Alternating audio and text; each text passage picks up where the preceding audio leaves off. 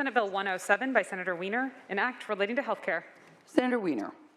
Thank you very much, Madam President. Colleagues, Senate Bill 107 is back on concurrence.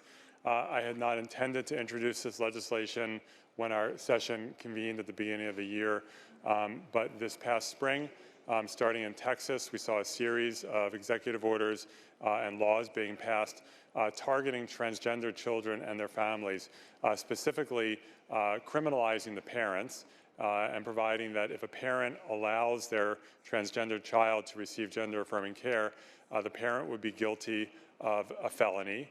In the case of Alabama, the parent goes to jail to state prison for 10 years. The child would then be taken away and put in foster care, and the physician would also be put in prison, even though the physician is providing care that is within the standards of care. We then put together this legislation with a broad coalition to make clear that if the families of trans children do not feel safe in their states, if they're being threatened, they can come to California and we will do what we can to protect them and to give them refuge here. So in that spirit, the bill prohibits the enforcement of a law of another state that goes in this direction in terms of criminalizing families relating to gender-affirming care.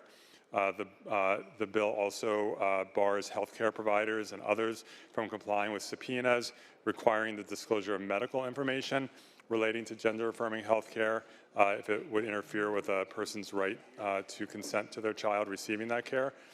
The bill also prevents California law enforcement from cooperating with any individual or out-of-state agency to enforce these laws. And the bill would also prevent law enforcement participation in arrest or extradition to the extent allowed by the U.S. Constitution. So, colleagues, this is a law that will put California clearly on record as saying that we are there for these families and that we're not going to be a party to or enforce these vile laws. I respectfully ask for an aye vote.